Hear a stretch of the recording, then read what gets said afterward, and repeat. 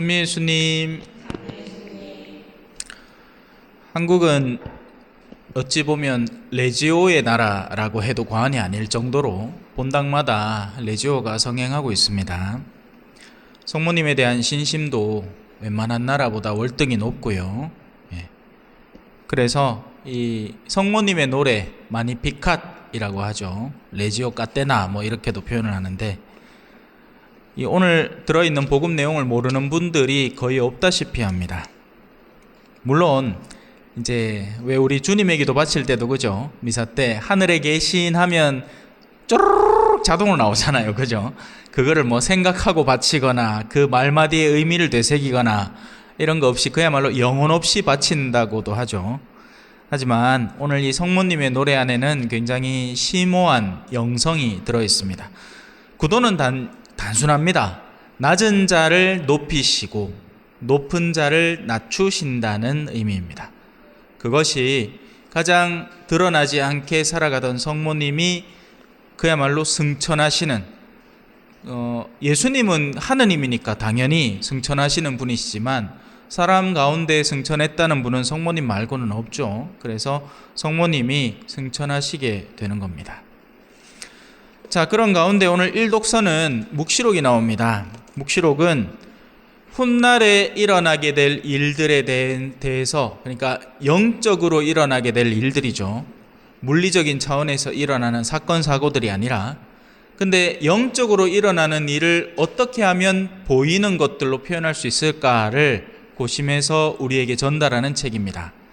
이 안에 있는 모든 말마디들은 상징성을 띠고 있고 그 안에 의미를 담고 있어요. 자, 제일 먼저 드러나는 표징, 먼저 번에 드러나는 표징은 바로 우리가 익히 알듯이 성모님으로 그냥 통칭해서 알고 있지만 그 안에 세부적인 내용들이 다가옵니다. 하늘에 큰 표징이 나타났습니다. 태양이라는 것은 하늘로부터 우리 지구에게 있어서는, 그래서 고대로부터 태양은 거의 신급 취급을 당했죠. 태양이라는 존재는 우리에게 나날이 필요한 온기를 주고 빛을 주고 작물을 자라게 하니까, 그래서 영적인 차원에서도 이 태양이라는 것은 곧 하느님을 의미하고 그분이 우리에게 주시는 은총의 발출을 의미합니다. 그래서 성모님은 바로 그 태양을 입고 계신 거죠. 하느님의 은총 속에 감싸여 계신 분이십니다. 우리가 어떤 것에 감싸여 우리의 일상을 살아가느냐 하는 것은 굉장히 중요한 일입니다. 어떤 사람은 내 돈 생각만 하겠죠. 금전적인 돈님만 섬기고 사는 사람이 있는가 하면 하느님에게 나의 삶을 의탁하고 그분이 이끌어 가시는 대로 어디든지 가겠다라는 그분의 은총에 감싸여 살고 계시는 분이 성모님이신 겁니다. 하늘에 태양이 있다면 달이라는 것은 그 태양의 빛을 반사하면서 세상에 빛을 주는 존재죠. 이게 한밤중이 되면요, 그야말로 칠흑같이 어두운 밤이라고 표현하는 것은 달빛조차 없을 때 말입니다. 왜냐하면 달이 휘엄청 밝으면 의외로 빛이 셉니다. 사물들이 식별이 돼요.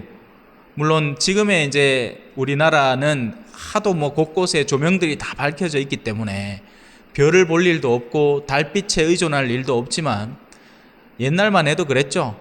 옛날에 뭐 전기도 귀할 때 그때 다 꺼지면, 저는 이제 한국에서 그런 걸 체험해 본 적은 없지만 선교지에 가서 이 가끔씩 공소미사를 차를 타고 한 2시간을 갈 때가 있거든요. 근데 가다가 중간에 차 조명을 딱 끄면, 헤드라이트를 딱 끄면 그야말로 칠흑 같은 어두운 밤이 되고, 아, 이게 옛날에 우리 어르신들이 보던 하늘이겠구나. 은하수가, 별들이 가득 모여가지고 반짝반짝반짝반짝 빛나는 게 강처럼 보이는 그런 하늘이 보입니다. 자, 그래서 하늘이, 태양이 하느님이라면 그 태양빛을 반사해서 우리에게 선물해 주는 존재는 뭘까요? 교회입니다. 교회는 자기 스스로가 절대 태양이 아니에요. 교회는 하느님으로부터 오는 은총을 신자분들에게 선물해 주는 존재, 하느님의 빛을, 그분의 은총을 여러 가지 미사, 고해성사, 세례성사, 각종 여러 가지 성사들과 은총의 행위들로 여러분들에게 선물해 주는 존재입니다. 그래서 그 성모님은 교회 어머니로서 십자가 밑에서 예수님이 선언하시죠. 보십시오. 당신의 어머니입니다. 당신의 아들입니다. 하고 당신의 사랑하는 제자단, 교회와 성모님을 어머니와 자녀의 관계로 선물해 줍니다. 그래서 성모님은 그 아래에 달을 두고 계시는 거죠.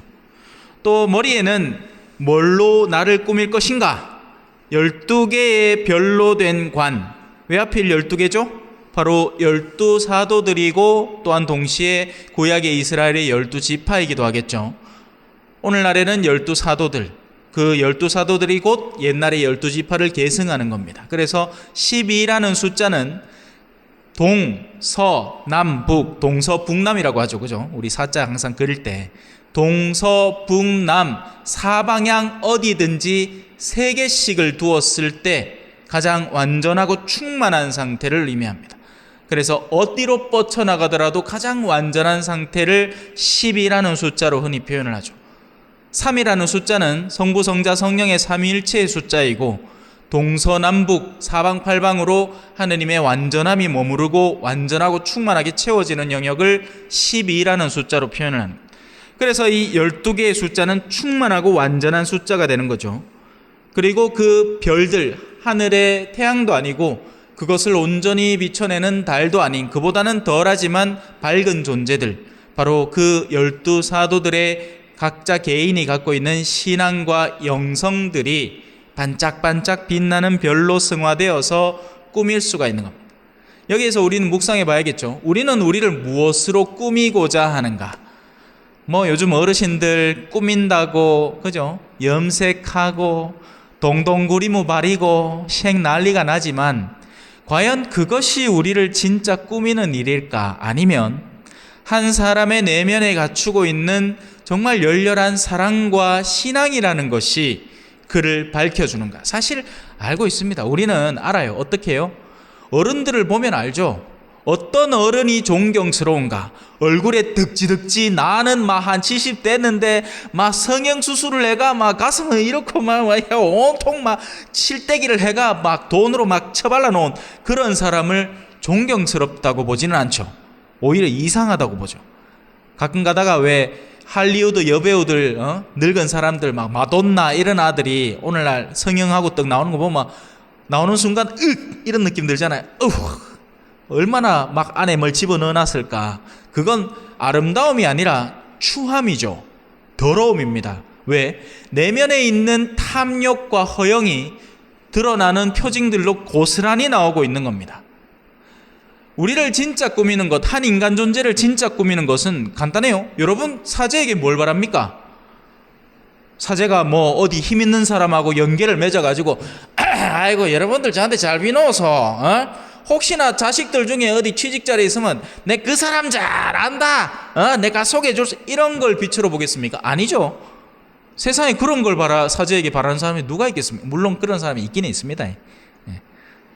아직도 시골 같은 데는 이 주임 사제가 동네 유지급이기 때문에 그런 걸 기대하고 다가오는 사람들이 있습니다. 제가 초전에 가자마자 군수님이 인사하러 오고 그러죠. 왜냐하면 그게 아직 동네 유지라는 개념이 들러붙어 있어서 그래요. 근데 그게 아니죠. 사제에게서는 사제로서 기대하는 바가 있습니다. 그 사제의 신심과 그 사제가 전달해 줄 수 있는 하느님의 은총을 기대하지 다른 것들을, 세속적인 재미를 기대하지 않죠. 그게 빛이 되어야 하는 겁니다. 우리가 우리 스스로를 무엇으로 꾸밀 것인가에 대해서 완전히 다른 관점을 제시하고 있는 겁니다. 그런데 그 여인은 아기를 베고 있습니다. 이제 하느님의 새로운 자녀들로 태어날 존재들을 여전히 품고 있다는 거죠. 이제 곧 우리 성당도 임신 들어가죠. 아가 생길지 아닐지는 아무도 모르지만 그게 예비자 과정인 겁니다. 세속에 있는 자녀들을 교회가 품어서 하느님의 자녀로 태어나게 하는 거죠. 새로 태어나는 작업을 하는 겁니다. 그게 바로 교회를 상징하는 겁니다. 그래서 지금의 교회는 역시도 지금도 많이 신앙이 쇠퇴하고 사람들이 무관심해지고 이제 자기 자신의 신앙조차 잃을 상황에 있지만 여전히 전 세계적으로 봤을 때에는 우리 니코 형제님 같은 분들, 그죠? 저런 다른 나라 같은 데에도 열렬한 신앙인들이 있고 신심을 열심히 추구하고 있단 말입니다. 그러니 해산의 진통과 괴로움으로 울부짖고 있는 여인이 전면에 첫째 장면에 등장하는 겁니다. 자, 이제 둘째 장면에는 전혀 다른 것이 존재를 합니다. 또 다른 표징이 하늘에 나타났습니다. 크고 붉은 용인데, 크다는 것, 우리는 세상에서 큰 것을 원하죠. 제가 아까 사제에게 뭐 그런 걸 바라겠습니까 했지만, 사실 뭐 사제에게는 안 바랄 수도 있어도 우리는 사실 은근히 그런 걸 바라죠. 내가 예를 들어서 뭐 어디 식당을 갔는데 그 식당 주인 사장하고 잘 알아가지고, 아이고 여 좋은데 앉아라, 좋은데 앉아라, 오늘 내 막 서비스로 뭐 줄게, 이런 거를 은근히 좋아하고 바라죠. 왜냐하면 그게 세속의 힘과 권력이기 때문에 그렇습니다. 높은 사람을 대하는 태도 자체가 다릅니다. 이 정치인들을 초대하는 어떤 이 자리를 하나 만들잖아요. 그러면 엄청 조심해야 됩니다. 왠지 아세요? 1번 자리 누구, 2번 자리 누구, 3번 자리 누구, 이거 순서 잘못 뒤바꿔 놓으면 싸움 납니다. 난리 납니다. 뭐 군수님, 면장님 뭐 이런 순으로 잘 배치를 해야지, 면장을 군수 앞에 떡 뒀다 끝장나는 겁니다. 세상에는 크고 작음이 확고하고 크고 높은 것을 엄청 사랑하죠. 그리고 그 크기를 위해서 우리는 수많은 돈이 필요하고, 그 돈을 벌기 위해서 온 생을 헌신하는 사람들이 수두룩하고 부지기수입니다. 그게 크다는 의미입니다. 세속적으로 엄청 큰 존재이죠. 붉다는 것은 무엇 때문에 붉습니까? 붉은색은 우리가 왜 미사 때에도 붉은색을 쓰잖아요. 언제 쓸까요? 순교자들의 축일 때 씁니다. 그들의 피가 붉은색이니까. 저 혼자 난리 난 것 같네. 그래도 일단 가는 데까지 가봅시다. 자, 그러니 세속적인 힘과 권력, 그리고 다른 사람의 피를 머금어서 형성된 색깔, 세상에 온갖 탐욕과 이기심과 더러운 것들이 가득 들어차 있는 존재, 바로 어둠의 우두머리 사탄입니다. 속임수의 아버지, 거짓의 아비. 머리가 7이나 됩니다. 7이라는 숫자는 1과 2와 3을 더하면 6이 나오죠. 이건 인간적으로 가장 완전한 수예요. 그래서 이 인간적인 6이라는 숫자를 3번 하면 666이라는 악마의 숫자가 나오는 것이고, 그 6이라는 숫자에 한 개를 더했을 때 가장 충만하다는 의미입니다. 이 악마는 지혜롭기가 웬만한 사람 수천 수만 배를 능가합니다. 그래서 우리가 점집에 가면 사람을 속이는데 능수능란한 누군가를 만나게 되죠. 집에 딸 있지? 딸이 있으면 내 그럴 줄 알았다. 없으면 그래 내 없지 싶더라. 다 속아 넘어갑니다. 이 멍청한 천주교 신자들이 그런 데 가서 귀의하고 있는 거예요. 왜? 결국 그들도 세속의 자녀들로 거듭나고 싶으니까, 그 욕구를 충족시키기 위해서 이런 세상의 지혜를 얻기 위해서 그런 데를 찾아가는 거죠. 멍청한 짓입니다. 여하튼 이 용은 굉장히 지혜가 똑똑해서 머리가 7개나 됩니다. 그리고 그 각 머리마다 뿔이 달려 있습니다. 우리 손가락을 다 합치면 10이라는 숫자가 나오죠. 이 역시도 충만함의 의미입니다. 공격성을 의미하죠. 뿔이라는 것은 상대를 찌르고 이 박살내기 위해서 존재하는 공격 수단입니다. 그래서 악마는 언뜻 우리에게 달콤함을 주는 것 같지만, 세상에서 돈 벌면 그거 잘 쓰고 좋을 것 같죠.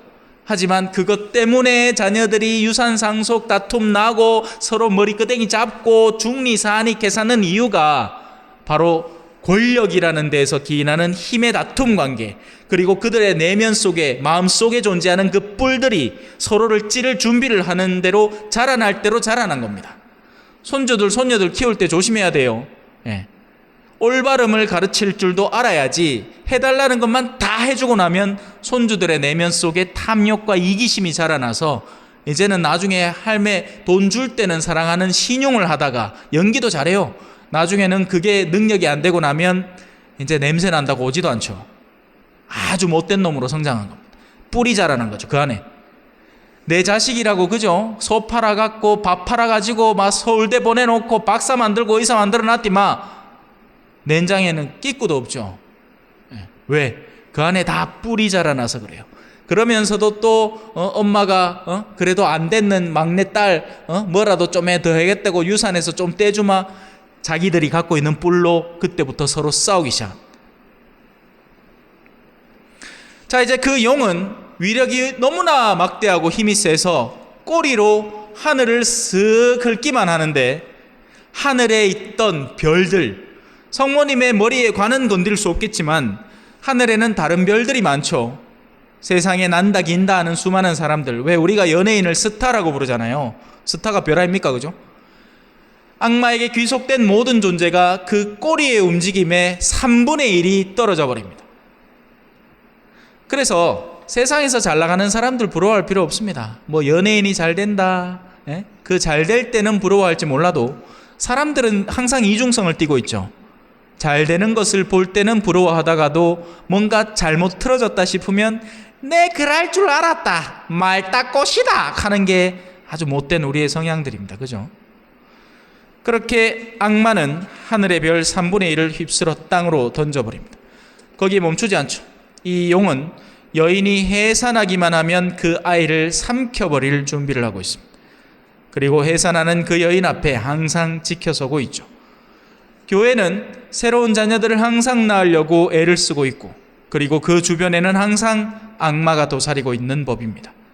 좋은 것을 품고 그것을 열매로 맺으려고 애를 쓸 때마다 항상 어둠이 근처에서 도사리고 있는 모습을 연상해 볼 수 있습니다. 아닌 게 아니라 사실 그래요. 이 성당 안 댕기던 사람이 성당 댕긴다고 예비자 교리반 오잖아요. 그때부터 없던 시련이 시작됩니다. 갑자기 사업이 뭔가 안 된다든지, 뭐 교통사고가 난다든지, 뭐 하여튼 성당 가면 안 될 이유들이 부지기수로 늘어나기 시작. 흔한 일이죠. 그래요. 여기까지 합시다. 뭐 높낮이가 바뀐다는 것만 이해하면 돼요. 그래서 우리는 어디가 있어야 될까요?